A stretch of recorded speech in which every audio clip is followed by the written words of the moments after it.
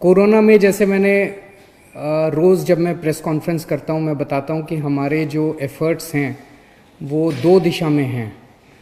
एक तो ये कि कोरोना को फैलने से किस तरह से रोका जाए, उसमें हम सोशल डिस्टेंसिंग कर रहे हैं और कई सारे और लॉकडाउन चल रहा है, कई सारे मेजर्स लिए गए हैं।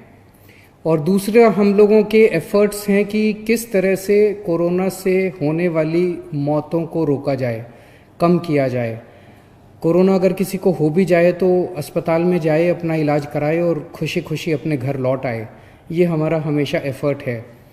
तो कुछ दिन पहले मैंने आपको बताया था, लगभग 10 दिन पहले, पिछले हफ्ते मंगलवार को हम लोगों को केंद्र सरकार से परमिशन मिली थी कि हम कोरोना के जो सबसे सीरियस मरीज हैं, काफ़ी सीरियस मरीज हैं, उन लोगों के ऊपर हम प्लाज्मा थेरेपी ट्राई करके देख सकते हैं कि उन पे क्या असर पड़ता है।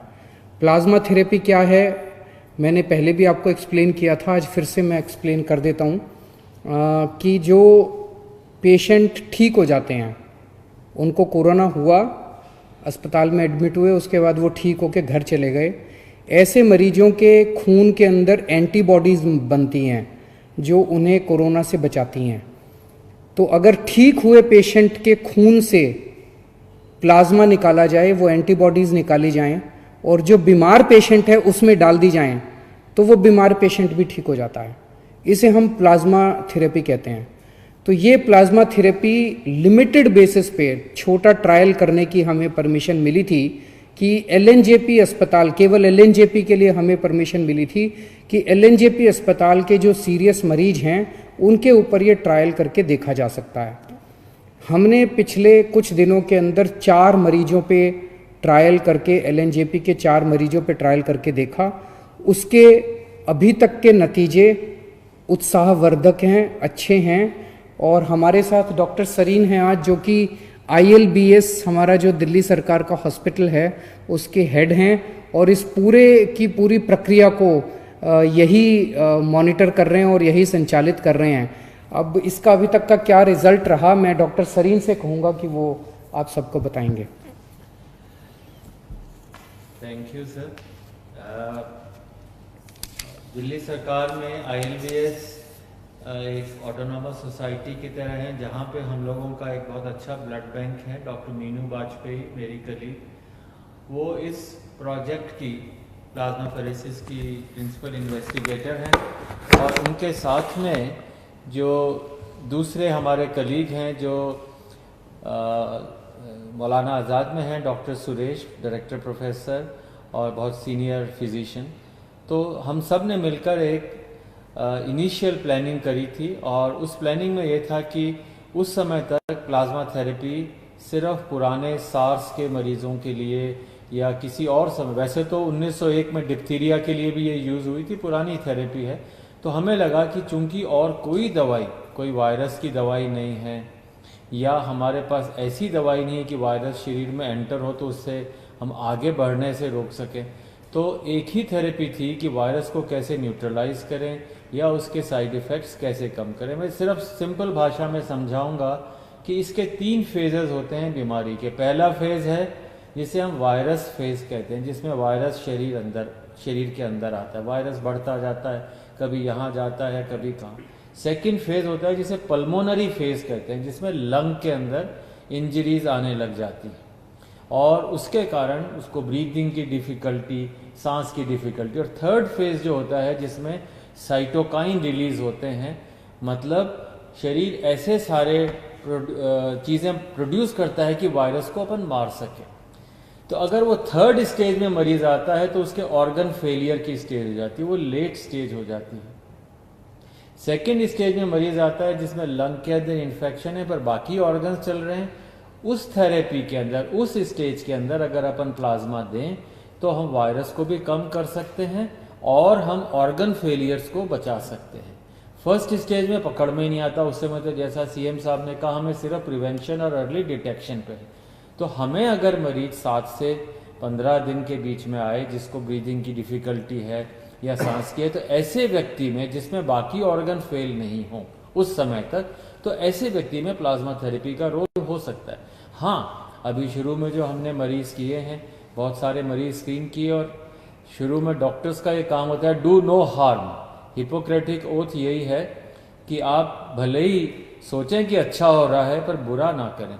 इस विचार से शुरू में हम लोगों ने ट्रायल बहुत केयरफुली सोच के शुरू करी, और मुझे बहुत खुशी है कि शुरू में 4 मरीज़ में हम लोगों ने अभी उत्साहवर्धक फल देखे हैं।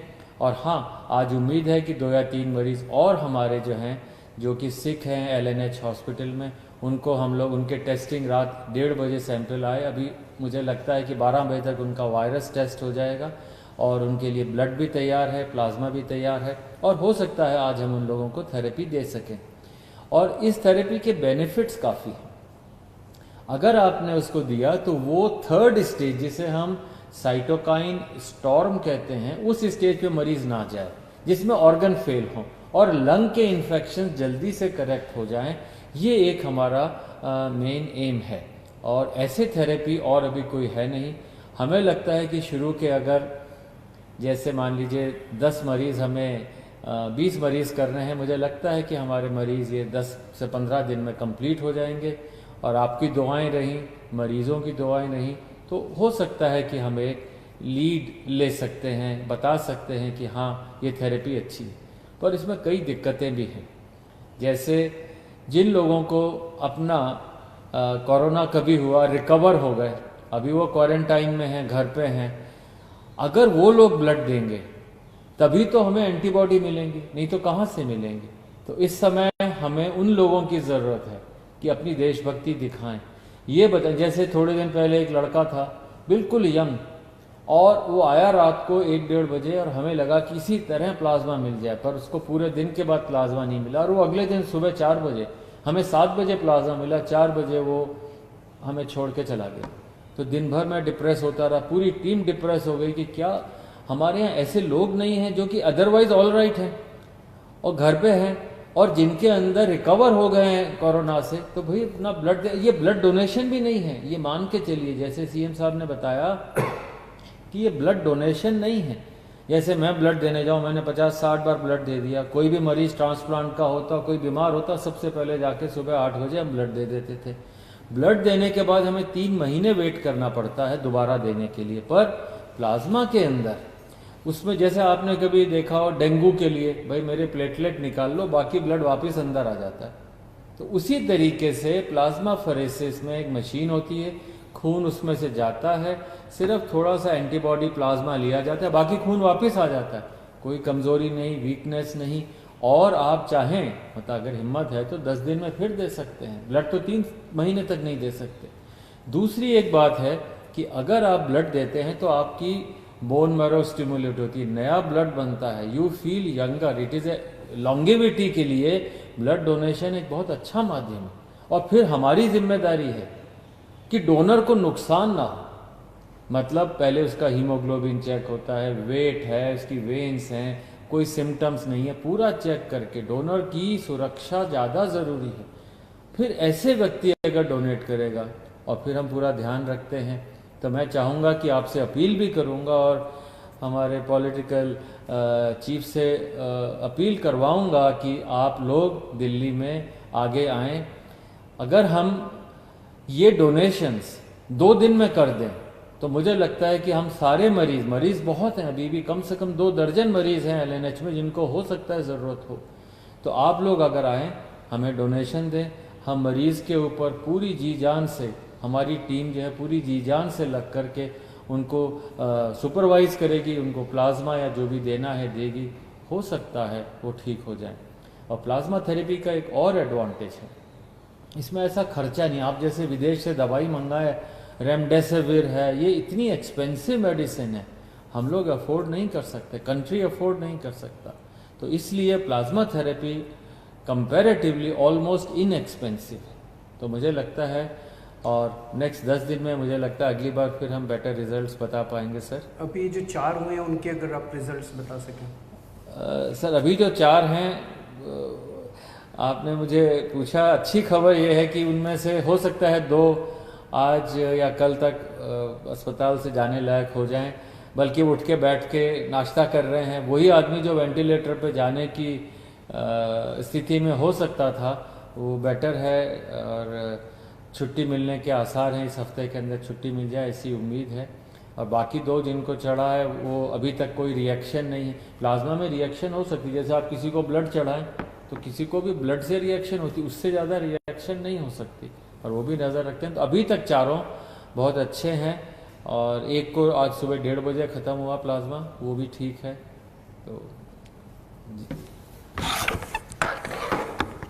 तो अभी मेरे पास जो अस्पताल से डिटेल्स हैं, 4 जो मरीज थे उसमें से 2 मरीजों को मंगलवार को प्लाज्मा दिया गया था। तो आज 3 दिन हो गए उन्हें प्लाज्मा दिए हुए। वो दोनों आईसीयू में थे, और मुझे एलएनजेपी के मेडिकल डायरेक्टर जो हैं उन्होंने बताया है कि शायद आज उनको आईसीयू से निकाल के वार्ड में शिफ्ट कर दिया जाएगा। पहले उनकी तबीयत बहुत ज़्यादा ख़राब थी। टेक्निकल टर्म्स में अगर हम देखें तो पहले पेशेंट का रेस्पिरेटरी रेट, यानी कि सांस लेने का रेट 30 था, 15 होना चाहिए, 30 था। 30 बहुत ज़्यादा माना जाता है। ऑक्सीजन सेचुरेशन लेवल उनका 85% था, ये 95% होना चाहिए। ये भी बताते हैं बहुत सीरियस होता है। तो ये दोनों चीज़ें बहुत सीरियस थी। प्लाज्मा देने के बाद अब उनका रेस्पिरेटरी रेट 20 हो गया है और ऑक्सीजन सेचुरेशन 98% हो गया है। इसी तरह का इम्प्रूवमेंट चारों मरीजों में देखने को मिला है, जिसमें उनका रेस्पिरेटरी रेट और ऑक्सीजन सेचुरेशन लेवल इम्प्रूव हो गया है। तो मंगलवार को जो 2 पेशेंट्स आईसीयू में थे और काफ़ी सीरियस हालत में थे, आज उन्हें शायद आईसीयू से छुट्टी मिल जाएगी। और जो 2 पेशेंट्स हैं बाकी, उनको कल दिया गया है प्लाज्मा, और अभी 24 घंटे में ही उन्होंने काफ़ी अच्छे रिजल्ट्स दिखाए हैं, और उम्मीद है कि ये भी काफ़ी अच्छे रिकवर होंगे। आज 2 या 3 और पेशेंट्स को दिया जाएगा। और इसके अलावा एक कोई प्राइवेट हॉस्पिटल है जिसने भी प्लाज्मा थेरेपी की है, और उनका पेशेंट जो है वो बहुत सीरियस हालत में था, उसको अस्पताल से ही छुट्टी मिल गई है। आईसीयू से भी छुट्टी मिल गई, अस्पताल से भी छुट्टी मिल रही है शायद आज। तो वो उसका भी अच्छा नतीजा आया है। तो जैसे मैंने कहा, अभी तक हमारे को लिमिटेड ट्रायल्स के परमिशन केंद्र सरकार से मिली थी। केंद्र सरकार ने हमें ये परमिशन दी थी कि आप केवल एलएनजेपी के सीरियस पेशेंट्स के ऊपर प्लाज्मा थेरेपी ट्राई करिए और हमें नतीजे बताइए, फिर हम आपको बाकी दिल्ली की परमिशन देंगे। तो अगले 2-3 दिन और हम ट्रायल्स करेंगे, और उसके बाद नेक्स्ट वीक हम लोग केंद्र सरकार को पूरे दिल्ली के सीरियस कोरोना के पेशेंट्स को प्लाज्मा थेरेपी देने के लिए अप्लाई करेंगे कि पूरे दिल्ली के सीरियस पेशेंट्स को प्लाज्मा थेरेपी देने की हमें इजाज़त दी जाए। मुझे उम्मीद है कि वो भी इजाज़त हमें जल्दी मिल जाएगी। तो उसके बाद दिल्ली के किसी भी अस्पताल के अंदर कोई भी कोरोना का अगर सीरियस पेशेंट है, उसको हम ट्राई कर पाएंगे, उसको हम प्लाज्मा थेरेपी दे पाएंगे। फिर से मैं कह दूँ, ये इनिशियल नतीजे हैं। अभी कोई हम ये ना सोचें कि इसका कोरोना का इलाज मिल गया और ऐसा कोई। इनिशियल नतीजे हैं। इनिशियल नतीजे बहुत उत्साहवर्धक हैं। एक उम्मीद की किरण नज़र आ रही है। और मैं वैसे तो ज़िंदगी ऊपर वाले के हाथ में है, और हम हमेशा कहते हैं, सभी डॉक्टर्स भी कहते हैं कि ज़िंदगी ऊपर वाले के हाथ में है। हर डॉक्टर पूरी कोशिश करते हैं अपने मरीज को बचाने की। तो लेकिन एक ये इतने ऐसे समय में एक ये उत्साहवर्धक खबर है हम सब लोगों के लिए। जैसे डॉक्टर साहब ने कहा, इसमें सबसे अहम रोल डोनर का है, जो कोरोना से ठीक हो गया और वो आके अपना प्लाज्मा डोनेट करता है। तो जैसे डॉक्टर साहब ने, आप में से बहुत सारे लोगों ने डेंगू के लिए ब्लड दिया होगा। डेंगू के लिए जब आप ब्लड देते हैं तो आपका ब्लड नहीं लेते, इधर से नली लगाते हैं, इधर से आपका खून निकलता रहता है, खून में से प्लेटलेट्स निकल जाते हैं और वो खून आपके शरीर में वापस डाल देते हैं। तो प्लेटलेट्स निकाल के खून आपके शरीर में वापस डाल देते हैं, आपको कमजोरी भी नहीं आती। इसी तरह से ये है, यहाँ से खून लेंगे, आपका ब्लड में से प्लाज्मा निकाल देंगे और वो आपका ब्लड वापस डाल देंगे। तो आपको किसी तरह की चिंता करने की ज़रूरत नहीं है। हमारी जितने लोग अभी ठीक होके गए हैं, उन सब लोगों से हाथ जोड़ के निवेदन है कि आप अब दूसरे लोगों की जान बचा सकते हैं। तो एक एक व्यक्ति जो ठीक होके गया है, उसकी जिम्मेदारी बनती है कि वो दूसरों के काम आए। और जब मैं कह रहा हूँ जान बचा सकते हैं, तो आपका प्लाज्मा, आपके खून से लिया हुआ प्लाज्मा केवल और केवल उन्हीं पेशेंट्स को दिया जा रहा है जो बहुत सीरियस हैं। अगर आप प्लाज्मा ना दें तो हो सकता है उनकी मौत हो जाए। तो एक्चुअली आप एक आदमी की ज़िंदगी बचाएंगे। कई बार अगर आपके शरीर में प्लाज्मा में एंटीबॉडीज़ ज़्यादा होती हैं तो एक आदमी से 2 लोगों की जान भी बच जाती है, या नॉर्मली एक आदमी से एक ही आदमी की जान बचती है, कई बार एक आदमी से 2 की जान भी बच जाती है। तो आप एक्चुअली 2 लोगों की, एक आदमी की जान बचाएंगे। जितने लोग अभी ठीक होकर गए हैं, हमारे यहाँ से आपको फ़ोन आएगा। जब आपको फ़ोन आए हम आपके लिए गाड़ी भेज देंगे, आपके आने जाने की व्यवस्था कर देंगे अस्पताल। आप प्लीज़ किसी तरह की चिंता मत करें। सभी डॉक्टर्स, जैसे सरीन साहब ने कहा कि हम आपको किसी तरह की कोई हानि नहीं होने देंगे। हानि हो ही नहीं सकती, बड़ा सिंपल सा प्रोसेस है। आप ज़रूर अपना ब्लड डोनेट कीजिए, प्लाज्मा डोनेट कीजिए, ताकि हम दूसरे लोगों की जान बचा पाएँ। तो मुझे लगता है ये हम सब लोगों के लिए एक बहुत अच्छी खबर है, और मैं उम्मीद करता हूँ कि कोरोना जल्दी से जल्दी ख़त्म हो, कम से कम फैले, और कुछ हो ना हो, कम से कम इसके कोरोना की वजह से मौत नहीं होनी चाहिए किसी की भी। हमारा पूरा प्रयास है इस दिशा में। बहुत बहुत शुक्रिया। Thank you.